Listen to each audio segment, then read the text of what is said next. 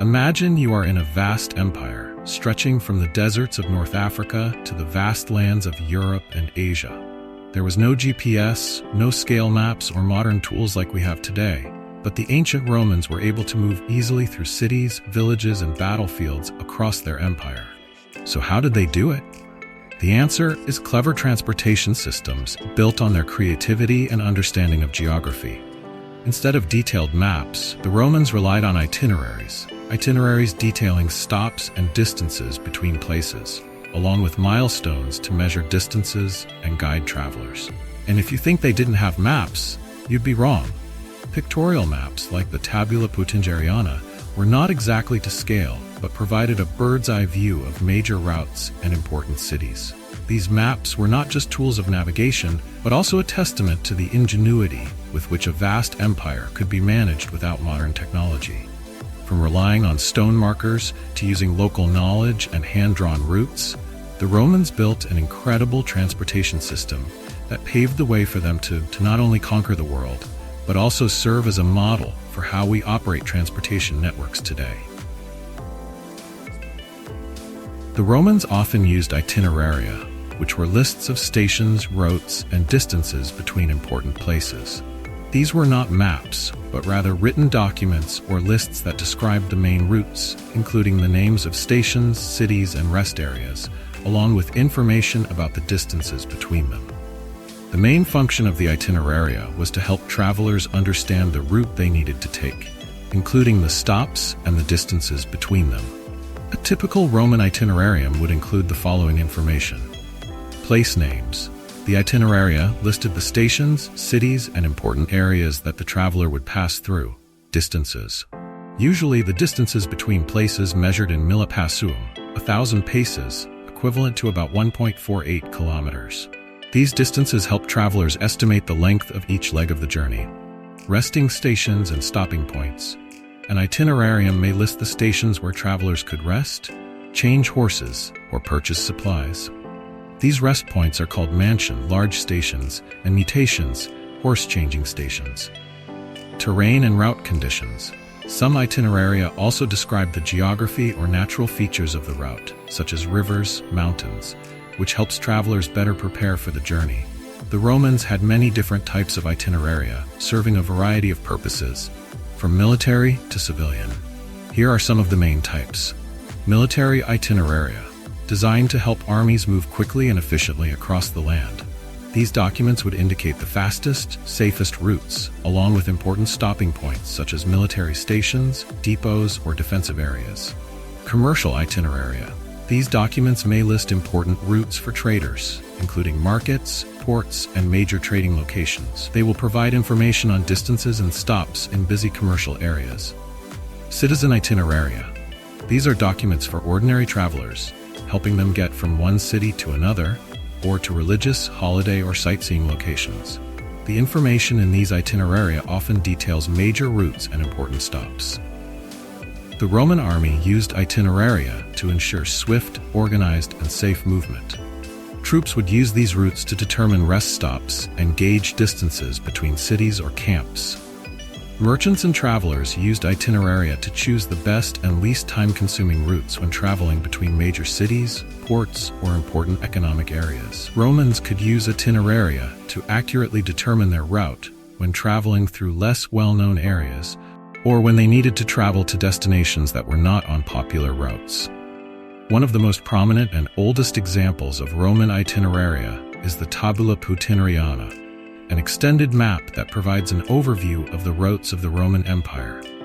Although not a precise scale map, the Tabula Peutingeriana was a form of pictorial itinerary that helped travelers identify major roads, major cities, and important areas.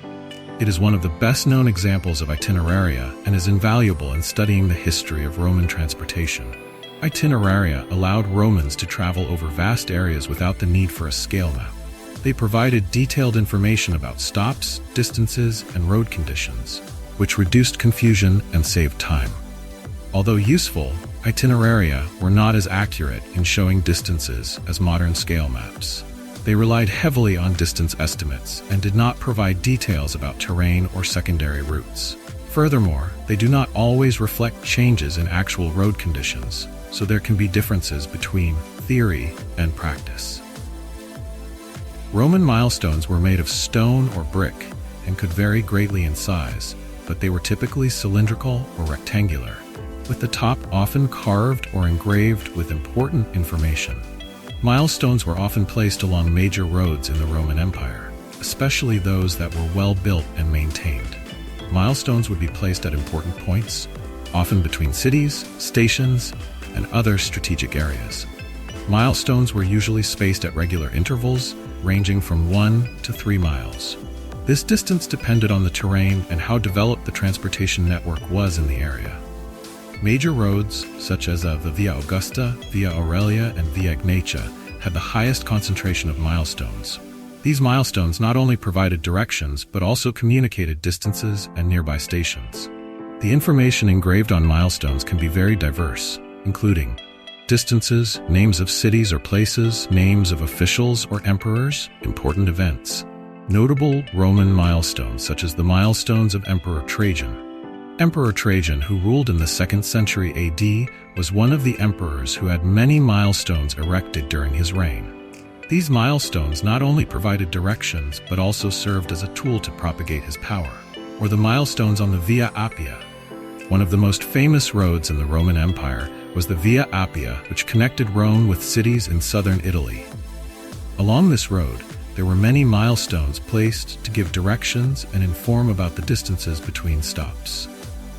The Romans also traveled using visual itineraries, which were maps or diagrams that simulated the routes and transportation networks of the Roman Empire. While not exact scale maps like modern maps, visual itineraries provided the Romans with an overview of the roads, cities, and important areas of their empire. One of the most prominent and important examples of visual itineraries in Roman history is the Tabula Peutingeriana. Visual itineraries were maps or schematic diagrams that helped travelers identify major roads, distances between places, and important areas of the Roman Empire. These maps were often inaccurate in scale and were not the scientific maps we know today. Instead, they provided a visual overview of the transportation network and major points, helping travelers identify major routes and important cities. One of the most prominent examples of Roman visual itineraries is the Tabula Peutingeriana, an ancient map that spanned the major routes of the Roman Empire. The Tabula Peutingeriana is a scroll measuring approximately 6.75 meters in length, depicting major roads connecting important cities and regions in the Roman Empire, from Western Europe to parts of East Asia and North Africa. The map is not to scale and presents the routes in an exaggerated manner, disregarding the actual size of the areas or distances. Instead, it shows the connections between cities, roads, and major stops, allowing travelers to visualize the routes. The Tabula Peutingeriana was drawn on a long scroll, spanning several meters, reflecting the way space was modeled and the routes connecting important areas. This map does not concern itself with exact scale of distances between cities, but focuses on creating an easy-to-understand representation of roads and areas. It mainly depicts cities, stations, important traffic areas, and major roads, helping travelers identify the main routes they can use.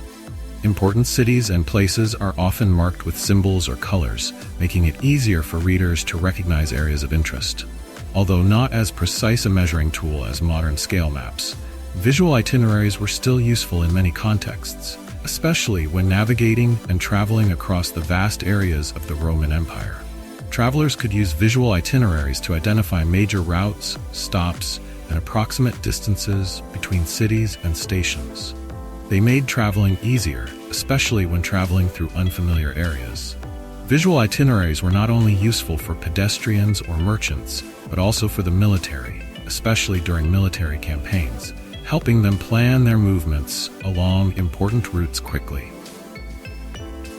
The Roman road network was well developed and efficient, with roads that were well built, wide, and passable in a wide range of conditions. This made travel easy and safe, even without a scale map.